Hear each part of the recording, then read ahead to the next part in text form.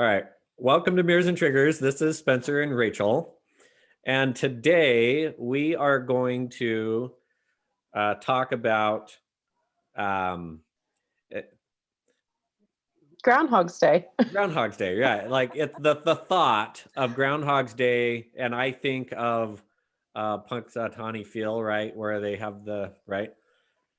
And so the topic today is doing the same thing over and over and expecting a different result. In life and relationships. And so that's why we want to have that conversation. I know it's posted a little bit later, but it's okay. So, Rachel, why don't you start on your thoughts and then we can go with my thoughts on this one. Okay. Groundhog's Day. The definition of insanity is literally doing something over and over, expecting a different result.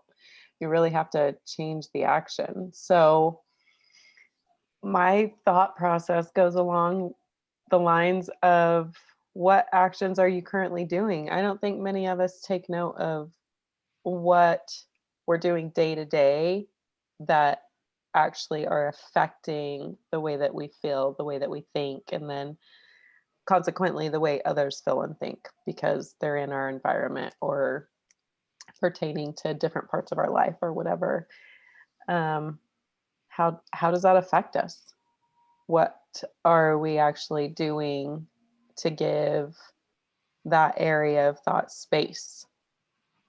I know personally, I try to do it quite often, but sometimes we just get caught in that rut, I guess, of this is the way you've been conditioned. This is the way things have been for so long that your brain is just going through the motions. Yeah, right. I don't really want to share any of mine. No, I was going to get No, some they're popcorn. maybe too close for comfort right now. I was going to get some popcorn and a drink and just listen. Oh, yeah, I think I want to get a popcorn and drink. All right. So I wanted to talk through. You said a couple of things. One of which is the day-to-day actions. Um, and I want you to kind of explain a little bit more about what do you mean and get into some specifics there. Okay. And then what I want to do is I want to also talk about relationship to relationship actions. Right. Right. So why don't you start on your day-to-day actions? What did you mean by that? I was more the lines thinking, okay, so I was in this marriage I was with my ex for 17 years. And you get in a rhythm when you're in a relationship, right? You do your things, I do my things, and you just, unless there's some sort of explosion, you're in this rhythm every single day. We've all been there. And sometimes that rhythm is not a healthy rhythm. Yeah. I It's mean, habitual. yeah, it seems like most people are there, right? Like in Right. an unhealthy rhythm of doing things, but it's almost like you don't know how to function any other way. And it's comfortable in the sense that you know what's going to happen. Not that you love where you're at, but at least you know what's going on. And when you get out of a relationship that's been long, then getting into a new relationship, or it doesn't even have to be romantic, but when you get into a similar situation, but it's with a new person, you tend to act the same way back to, things that are triggering you or the mirrors that you are reflecting. They are definitely pushing you back into that comfort zone that you were in that isn't comfortable. Yeah. So, like, if somebody says something that just kind of needles at you and you respond in that kind of grouchy tone, and that person, this new person, wasn't trying to get at you, but you're just responding the only way you know how because you're in that rhythm. It's like transported you back to that place. And that's a That's a hard reality. You want to get defensive about, well, this is just the way that I am, but is it really? Is it really the way you are, or it's the way that you've been conditioned and you haven't been willing to look at yourself and go, that's not the person I really want to be? Yeah, can I hop in on some of these and Always. then we can continue to talk. So there's a couple of, I'm jotting stuff down, but many times we take the known route. It might not even be comfortable, but that's what we know. Hmm. And there are people that stay in a relationship. It could be an abusive relationship, and they stay there because it's known. It's the fear of the unknown. So it's like everybody has problems. So I'm just going to stay with the problem that I know opposed to the problems that I don't. And it keeps us trapped.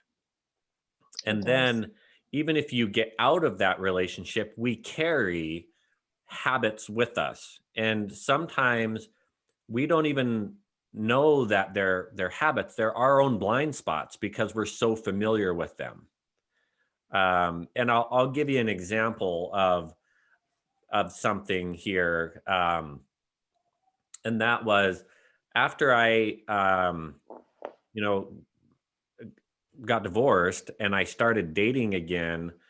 I went on a date with an individual who, uh, we became good friends over the time. But I remember it was the first time that we went out.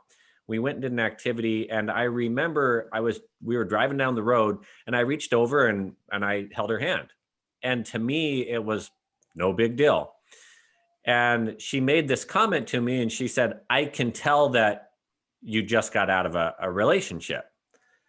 And I was like, how do you know that? I mean, I told her that, but she could tell. She told me that she could see it, and she's like, "Well, because you reached over and grabbed my hand, Nobody's, it's no like different. it's no different than normal." It might have been the first or the second time that we gone out. I can't remember, but I didn't think twice about it. But for her, she was like, "Well, this is new, right?" I Are we to that level? Right. Well, and for 15 years, I never really thought twice about it. You just hold hands with the person that you're with. And so I just do what I know. Right. Hmm. And unless she had said something, I wouldn't have even thought twice about it. Right. And so having somebody that is kind of an outside looking in give us this feedback sometimes is the way that we learn. Hopefully we can learn from it. And Hmm. hopefully we're open enough to get that feedback. Right.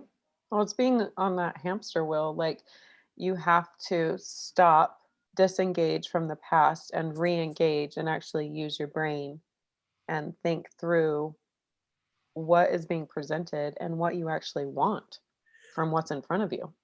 Okay. And before we keep going down that path, I want to get real specific on what you just said. Okay. Yeah. You- Like, think about you driving in the car and reaching over and grabbing her hand. That literally, you you had a shot of endorphins. You had that high and you're thinking, "Oh, this is great."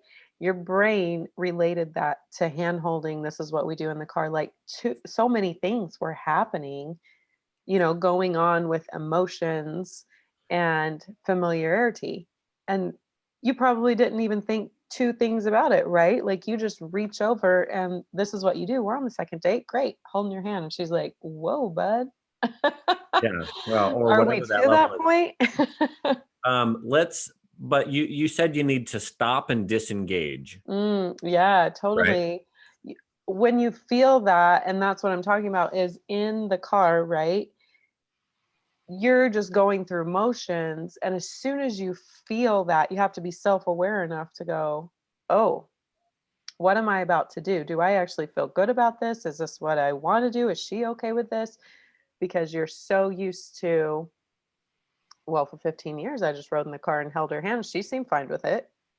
And you've got that scenario playing through your head instead of what's actually happening in front of you. Right. And the thing that I want to really point here is when a person gets out of a relationship, it's really important that they stop and disengage and reevaluate. Hmm. Because if they don't reevaluate and they just move into the next relationship without having really understood what happened in the last relationship, then there's not going to be any change. Right. You know, Yeah. individuals that, you know, you're in a marriage and the marriage ends, and you get in another marriage and marriage ends, you get in another marriage and the marriage ends, and you rush into the next marriage. Sometimes you have to like stop and say, what's going on? Like, what's the common denominator, right? Um, Being able to take ownership of your parts for sure. right. And this should be happening as soon as that relationship is over, not as soon as you get in a new one. Exactly. And Yeah. that's exactly the point here. And whether it's a marriage or whether it's just a committed relationship, you know, if you're jumping from one to the next without sitting down and having a self-evaluation. And I'm not saying that there's a time period that's needed for that self-evaluation, but you do need to be aware. Hmm. So I took 9 months after my first marriage and I didn't do anything social. I was reading books, working on myself, going to the gym, um, and I still wasn't ready. Hmm. You know, 9 months later. And then I had dated some people, and there was an individual that we broke up, and it was something that kind of shocked me into like, what the heck just happened.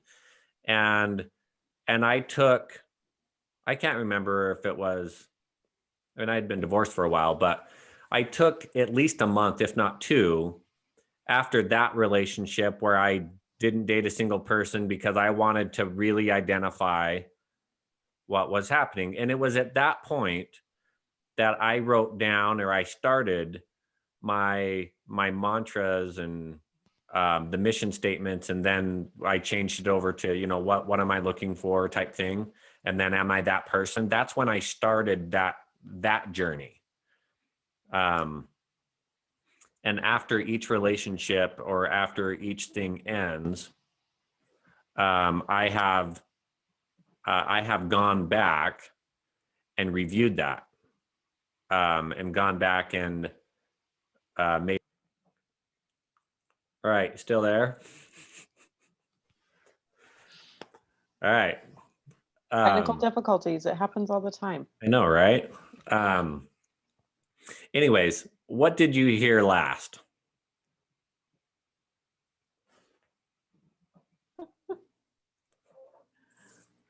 What did you hear last? Good question. This is what I'm going to do this. I'm going to stop it and I'm going to hop off, and I'm going to try to make sure that the first half recorded, Okay. and then I will splice them together, even though it makes more work for me Okay. because it seems like my internet being an issue. So hold on.